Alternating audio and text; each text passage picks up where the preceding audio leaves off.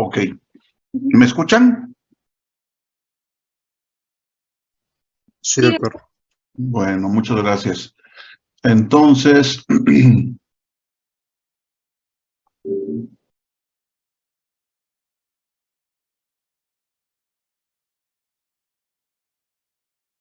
vamos a ver. Si me habilitan compartir la pantalla, por favor. Listo, doctor.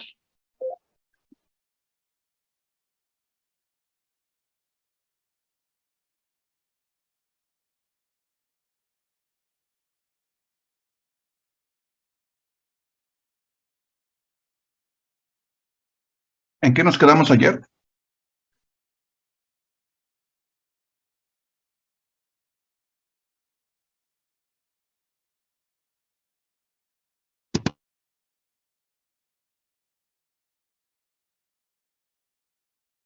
Creo que aquí, ¿verdad? Metotrexato.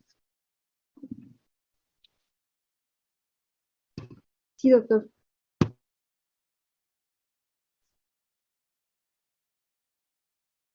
Bueno, el metotrexato en la actualidad se considera como el estándar de oro en el tratamiento de diferentes tipos de artritis y particularmente en la artritis reumatoide. La estructura química del metotrexato es similar a la del ácido fólico y este metotrexato ocupa el sitio activo de diferentes sistemas enzimáticos que están relacionados con el metabolismo del ácido fólico. Particularmente es de importancia la inhibición de la dehidrofolato reductasa. Esta inhibición de la dehidrofolato reductasa es la responsable principal de los efectos secundarios del metotrexato, particularmente del efecto de náuseas. En la actualidad se puede determinar el estado genético, las copias de genes que codifican dehidrofolato reductasa en un paciente determinado para poder anticiparnos. Si existe alguna deficiencia, alguna copia defectuosa o si no hay una copia de la dehidrofolato reductasa, el paciente seguramente va a presentar efectos secundarios de náuseas muy significativos. Entonces, esto nos puede obligar incluso a no utilizar metotrexato. En nuestro medio no es común que se hagan esas determinaciones y lo que nosotros hacemos pues, prácticamente es dar el tratamiento de prueba. Si el paciente en las primeras dosis no presenta problemas de náuseas, generalmente pues, lo va a poder tolerar durante mucho tiempo. Otro de los sistemas enzimáticos que se inhiben con el metotrexato es la 5-aminoimidazol 4-carboxamida ribonucleótido transformilasa. Esto también tiene efectos muy importantes sobre funciones inmunes y los procesos de inflamatorios. También inhibe la timidilatosintetasa. Todos estos sistemas enzimáticos tienen que ver con la fase de síntesis del ciclo celular. Pero además tienen efectos muy importantes sobre la reducción de la síntesis y secreción de mediadores como el factor de necrosis tumoral alfa, el interferón gamma, la interleucina 12, la interleucina 16. También inhibe apoptosis de algunos grupos celulares, inhibe quimiotaxa de neutrófilos, suprime la síntesis del factor reumatoide in vitro, inhibe la actividad de la interleucina 1, inhibe los niveles de interleucina 6, interleucina 8, receptor soluble del factor de necrosis tumoral alfa e interleucina 2.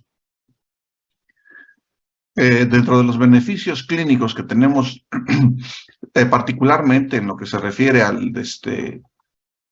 los parámetros de laboratorio, se puede reducir los niveles de proteína C reactiva y la sedimentación globular, extractantes de fase aguda. El factor reumatoide puede reducirse con el paso del tiempo, aunque no, la mayoría de las veces no desaparece o no se normaliza al 100%. Es más eficaz que la azatioprina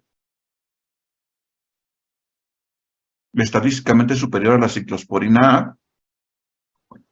Y una de las ventajas de los modificadores de la enfermedad, particularmente el metotrexato, tiene un poco más marcado este hecho, es que la mejoría se mantiene permanente y sostenida en todos los parámetros que se puedan evaluar. Si evaluamos el número de articulaciones inflamadas, de articulaciones dolorosas, o bien los parámetros de laboratorio como la proteína C reactiva, el factor reumatoide, durante todo el tratamiento, durante todo el tiempo de tratamiento con metotrexato, se mantiene esa mejoría sostenida. Esto es muy diferente a lo que sucede con otros fármacos, como por ejemplo los antiinflamatorios no esteroideos, o los esteroides incluso, que llegado el término de unos 6 meses aproximadamente, pierden eficacia. En el caso de los antiinflamatorios, generalmente lo que tienen que hacerse es cambiar de antiinflamatorio, y en el caso de los esteroides, muchas veces el mismo paciente lo que hace es incrementar la dosis del fármaco. En el caso de los modificadores de la enfermedad, como este metotrexato, no se presenta ese fenómeno, se mantiene el efecto sostenido en forma constante. Y de esta manera también estos fármacos nos ayudan con un efecto ahorrador de esteroides. Podemos mantener una dosis de esteroide muy pequeña o incluso llegar a retirarlo gracias a que estos fármacos mantienen una mejoría sostenida de todos los parámetros que se puedan evaluar. La probabilidad de continuar con el metotrexato a largo plazo es bastante alta. Se dice que más del 75% de los pacientes que inician con metotrexato lo continúan tomando después de 5 años. Es un porcentaje bastante bueno, bastante aceptable. Disminuye la progresión de las erosiones. Se puede combinar con otros fármacos en lo que conocemos como terapia combinada, como que mencionábamos ayer. Se puede usar en combinación con sales de oro, orales, parenterales. La azatioprina no ha mostrado que pueda ser superior al metotrexato solo cuando se agrega al tratamiento. Esto en el caso de la artritis reumatoide. Pero usar metotrexato más azatioprina en otras enfermedades sí puede tener un beneficio marginal por lo menos, pero sí se puede observar un poco más de beneficio. Se puede combinar con sulfasalacina, con ciclosporina A, también con leflunomida, y de hecho puede ser la base del tratamiento con fármacos biológicos. Los fármacos biológicos todos son proteínas, son anticuerpos monoclonales, con lo que llevan un riesgo alto de desarrollar anticuerpos neutralizantes. Se recomienda que el metotrexato sea parte del tratamiento para reducir la formación de anticuerpos neutralizantes y de esa manera mantener la eficacia de los fármacos biológicos al paso del tiempo. Los efectos más secundarios, de los efectos secundarios más frecuentes, del metotrexato, dependen de la inhibición de la dehidrofolate reductasa, la anorexia, las náuseas, el vómito, la diarrea y la estomatitis. Generalmente esos efectos se pueden ver con más frecuencia cuando las dosis son más altas o cuando las dosis son más frecuentes. El metotrexato sufre un metabolismo de primer paso a nivel hepático y da origen a un metabolito que tiene una vida media prolongada de entre 10 y 11 días, lo que justifica que se pueda utilizar en forma semanal. Sin embargo, en algunos esquemas de tratamiento, sobre todo en aquellos pacientes que son un poco refractarios, se han intentado esquemas de tratamiento cotidiano, o sea, diario. Algunos estudios mencionan que no son más frecuentes los efectos secundarios, sin embargo, por lo menos yo en mi experiencia, sí he visto que son más frecuentes los efectos secundarios cuando se administra de forma cotidiana. Alopecia es un efecto reversible, pero bastante frecuente, hay que tener un poco de cuidado con él. El eritema, la urticaria, como reacciones de hipersensibilidad, incluso vasculitis cutánea o nodulosis reumatoide en aquellos pacientes con artritis reumatoide al inicio del tratamiento con metotrexato. Los efectos hematológicos, la leucopenia, la trombocitopenia, incluso pancitopenia, pueden ser muy delicados. La anemia, que es una anemia de tipo megaloblástico, hay que también tratar de prevenirla. Por eso muchas veces la mayoría de los médicos que utilizan metotrexato como tratamiento para esas enfermedades dan suplementación de ácido fólico desde el inicio del comienzo del tratamiento. Sin embargo, en lo particular, a mí no me gusta usar mucho el ácido fólico al inicio del tratamiento, porque también hay estudios ya antiguos que muestran que el uso concomitante de ácido fólico y metotrexato reduce la eficacia del metotrexato. Pero para estar vigilando esto, entonces, con frecuencia hacemos citometrías hemáticas para estar al pendiente. Es teratogénico en animales, en el ser humano no ha demostrado tener efectos teratogénicos significativos, y es que con frecuencia se reportan casos incidentales de pacientes, de mujeres que toman metotrexato durante los primeros meses del embarazo. En hombres puede producir oligospermia. Puede haber cefalea, fatiga, mareo, depresión incluso también, infecciones oportunistas, las neumonías por neumocisis carini, las reactivaciones del virus de herpes zóster o las moniliasis, las candidiasis son muy frecuentes también. En la década de los 80, poco tiempo después de que se empezó el uso del metotrexato en estas enfermedades, hubo mucha preocupación acerca del desarrollo de fibrosis y cirrosis hepática. Sin embargo, en esa misma década de los 80, a finales de los 80 y en los 90, aparecieron varios estudios a gran escala, incluyendo más de 15,000 pacientes, que mostraron que la fibrosis y la cirrosis hepática no son tan frecuentes cuando se vigila adecuadamente el paciente. Se considera que hay factores de riesgo para desarrollar fibrosis y cirrosis. Los principales son padecer concomitantemente diabetes o psoriasis, además de la edad mayor de 60 años. Si vigilamos estos tres factores, puede ser que el paciente no tenga ningún problema. La recomendación es realizar chequeos frecuentes de enzimas hepáticas. En algunos pacientes durante estos estudios se hicieron incluso biopsias anuales y se demostró que los cambios histológicos en el hígado de pacientes que toman metotrexato no son significativos. Prácticamente la histología sigue siendo la de un paciente normal. Pero siempre hay que tener esa precaución de vigilar los factores de riesgo que acabamos de mencionar: diabetes, psoriasis y edad mayor de 60 años. Hace algunos años, hace como unos 5 años, 10 años, entró o se presentó una preocupación acerca del desarrollo de cuadros de neumonitis de repetición y fibrosis pulmonar en pacientes que toman metotrexato a largo plazo. Esto obligó a cambiar un poco las pautas del tratamiento, reduciendo el uso en aquellos pacientes que tienen alguna neumopatía previa, algún problema de bronquitis crónica, algún problema de enfisema o alguna otra patología pulmonar. Generalmente se evitaba el uso de metotrexato. En los últimos 2 o 3 años aproximadamente han aparecido varios estudios que han evaluado este aspecto, el papel que puede tener metotrexato sobre el desarrollo de neumonitis y fibrosis, y parece ser que no es tan significativo, a final de cuentas. Incluso parece ser que puede tener un efecto sobre el desarrollo de fibrosis pulmonar por la propia enfermedad, reduciendo un poquito la frecuencia de esta complicación o de este efecto o de esta manifestación extraarticular. Sin embargo, obviamente hay que evaluar esto y siempre estar al pendiente. Si el paciente tiene alguna neumopatía, probablemente vigilar un poquito más frecuente en la función pulmonar, haciendo de las radiografías de tórax de control, a lo mejor cada año, cada 2 años. Y prevenir, obviamente, algunas otras afecciones pulmonares, como infecciones pulmonares, infecciones respiratorias bajas. El metotrexato es un fármaco que tiene usándose más de 70 años. Se usa en neoplasias particularmente, pero se usa en otras enfermedades, en la psoriasis sin artritis, en enfermedades alérgicas cuando hay refractariedad, cuando no responden incluso ni a esteroides, se pueden usar fármacos como el metotrexato.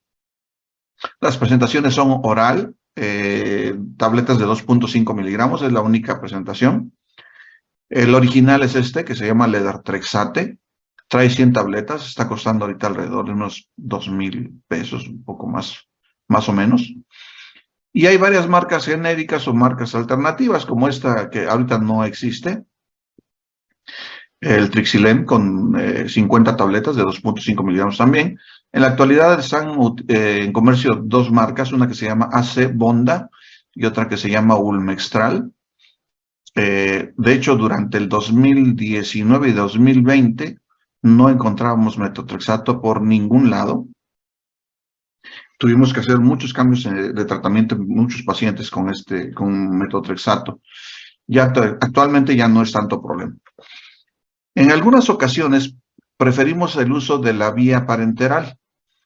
La biodisponibilidad del metotrexato es muy baja, alrededor del 50-52%.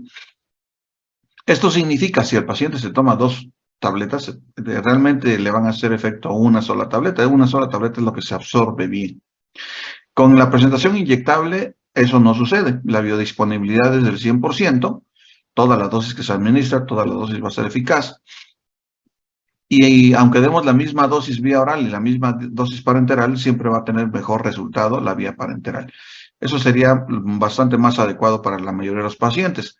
Se inyecta por vía subcutánea para no provocar molestias fuertes o molestias importantes. Y el mismo paciente puede capacitársele para que él mismo se aplique la dosis del medicamento. En Estados Unidos existen presentaciones inyectables de dosis únicas. Por ejemplo, la que ustedes ven aquí, 5 miligramos en 2 mililitros. Se puede aplicar por vía intramuscular, por la cantidad de líquido. Nosotros utilizamos más concentrada la solución y la vía subcutánea. Y podemos administrar la misma dosis que es vía oral, entre 5 y hasta 15 o 20 miligramos por semana. No existe una dosis establecida. Hay algunos esquemas de dosis por metro cuadrado de superficie corporal, por peso, pero en realidad la dosis siempre va a ser a titulación, o va a ser a dosis respuesta. Algunos pacientes pueden responder bien con 5 miligramos por semana, por ejemplo, 2 tabletas de 2.5 miligramos. Y algunos otros puede ser que no respondan con esta dosis y puedan necesitar 12.5, 15 miligramos por semana. Generalmente hay que estar vigilando precisamente la cuestión de las náuseas para que con el paso del tiempo se vaya titulando la dosis, se vaya incrementando de ser posible para llegar hasta los 15, 20 miligramos por semana. Por vía parenteral igual. Es más o menos el mismo esquema de dosis, pero la vía parenteral siempre va a dar mejores resultados. No sé si tienen alguna pregunta con respecto al metotrexato.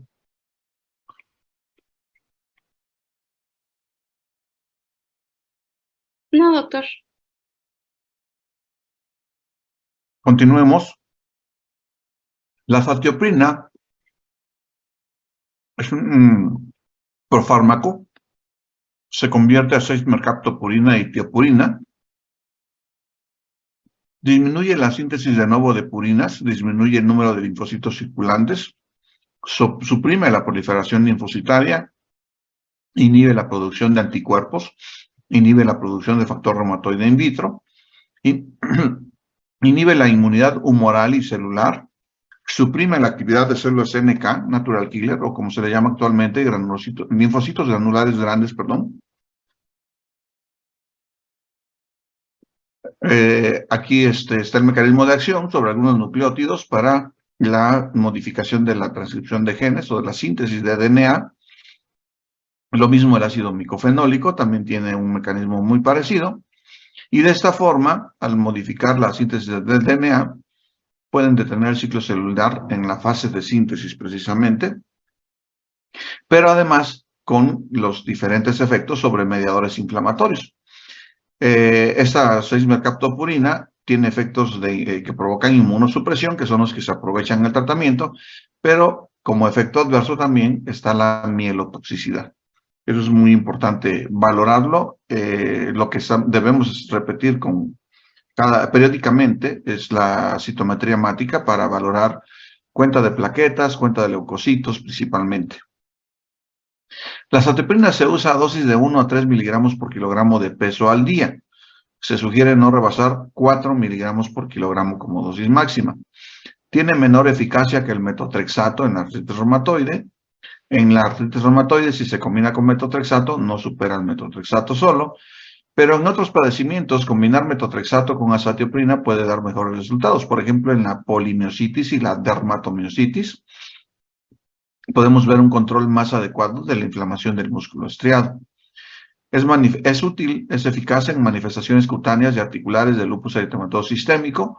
Es eficaz en el tratamiento de artritis reactiva o síndrome de Reiter, en artritis psoriásica, lupus eritematoso sistémico, en la polimiositis, dermatomiositis, diferentes tipos de vasculitis primarias, como la granulomatosis de Wegener, el síndrome de Chur-Strauss, en la poliarteritis nodosa, por ejemplo. Otra vasculitis es la enfermedad de Behçet, o la nefropatía por IgA. También son padecimientos que pueden responder al uso de la azatioprina. Como efectos secundarios, la leucopenia, trombocitopenia, efectos gástricos como náusea, vómito, diarrea, la elevación de las enzimas hepáticas.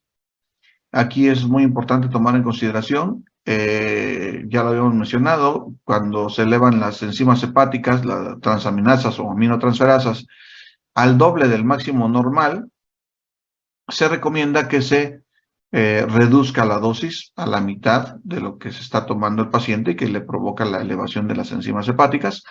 Si la elevación de las enzimas hepáticas es superior al triple de lo normal, se considera una suspensión temporal de tratamiento. Vigilar los niveles de enzimas hepáticas y cuando esto se haya normalizado, reiniciar el tratamiento con la mitad de la dosis que provocó la elevación de las enzimas hepáticas y posteriormente ir titulando nuevamente la dosis y se puede ir incrementando progresivamente o no.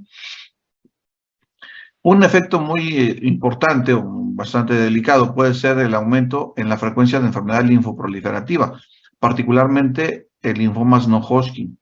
Esto se puede dar en aquellos pacientes con artritis reumatoide que además tienen síndrome de Felty, por ejemplo, que ya lo mencionamos anteriormente, o los pacientes con artritis reumatoide y que sufren síndrome de Sjögren, particularmente aquellos que tienen crecimiento de las glándulas parótidas. Ahí puede ser con más facilidad encontrar como complicación una enfermedad linfoproliferativa, un linfoma, generalmente no hodgkiniano. El original de la azatioprina es el Imuran, trae 25 tabletas, y hay marcas alternativas, el Azatrilem, que ahorita no hay. Hay algunas otras marcas que están costando más o menos 200 pesos, 250 pesos, contra los casi 1000 que cuesta el Imuran, el original. La ciclofosfamida es uno de los fármacos que hemos utilizado muchísimo, particularmente para el tratamiento de las manifestaciones renales del lupus eritematoso. La ciclofosfamida pertenece al grupo de los fármacos alquilantes y dentro de ellos a las mostasas nitrogenadas. Todos estos fármacos, los agentes alquilantes, tienen características comunes como son la toxicidad aguda sobre la médula ósea, la mielosupresión e inmunosupresión, y además de que son teratogénicos, producen azoospermia y amenorrea. Esto es bastante frecuente. Entonces, la ciclofosfamida se convierte en el metabolito activo mostasa fosforamida, suprime la inmunidad celular y humoral, suprime la función de linfocitos T y B en un 30% aproximadamente. La actividad interfiere con el crecimiento celular, especialmente con las células pre-B, y sus usos principales son en la glomerulonefritis lúpica o en las neumonitis, ya que reduce el progreso a fibrosis crónica. Generalmente la ciclofosfamida se utiliza en pulsos intravenosos de 750 miligramos por metro cuadrado de superficie corporal. Esa es la presentación que existía anteriormente, el Genoxal, las dosis estándar de 1 gramo, sin pasar el otro esquema, la 1.75 gramos por metro cuadrado de superficie corporal. Se administra mensualmente por vía intravenosa. En el caso del lupus eritematoso, la neumonitis, todo este tipo de situaciones, los pulsos de ciclofosfamida se administran mensualmente durante al menos unos 6 meses y posteriormente se puede hacer algún cambio en el tratamiento, por ejemplo, cambiar a azatioprina. La ciclosporina es un fármaco inhibidor de la calcineurina, o calcineurina serina treonina fosfasa. El calcio, los iones de calcio y la calmodulina son muy importantes para el efecto o para la acción de la ciclosporina, los inhibidores de calcineurina. Tiene efectos significativos sobre linfocitos T. La síntesis de citocinas dependientes del factor nuclear de las células T activadas también se deprime y esto disminuye varios mediadores inflamatorios.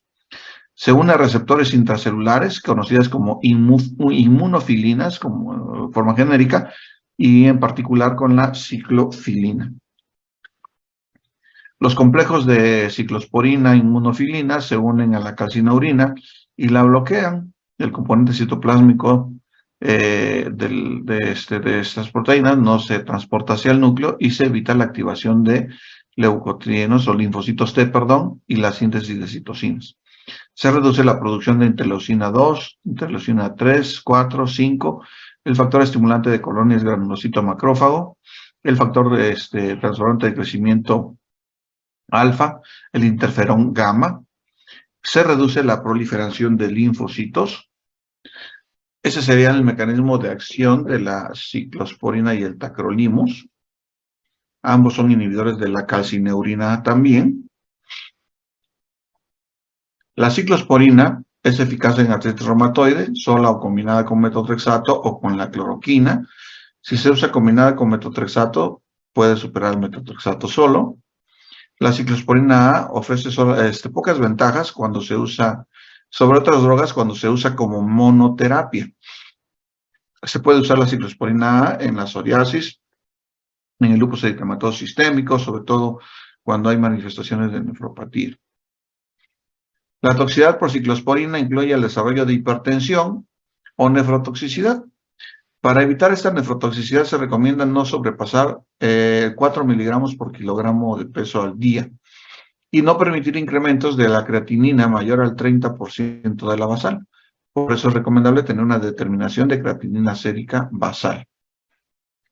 Podemos encontrar hipertricosis, podemos encontrar hiperplasia gingival en los pacientes que toman ciclosporina e incrementos en los niveles de ácido úrico, tan importantes que a veces esos pacientes pueden llegar a desarrollar cuadros gotosos agudos, inflamación por ácido úrico.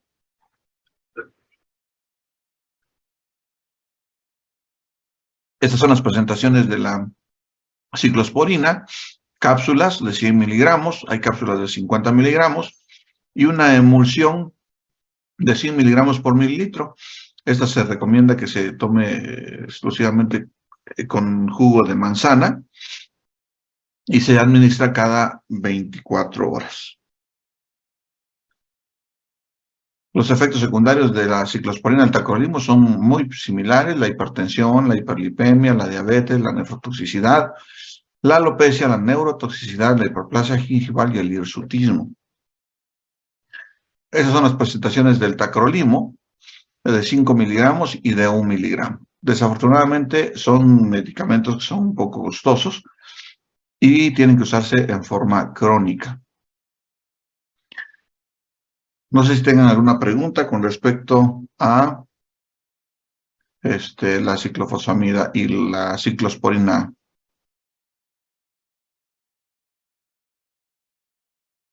Bueno, creo que vamos a dejarlo hasta aquí, el ácido micofenólico para mañana, para que revisemos este tema. Les doy las gracias y nos vemos hasta mañana. Gracias, doctor. Gracias, doctor. Hasta mañana. Mañana, doctor, muchas gracias. Gracias a ustedes, hasta luego.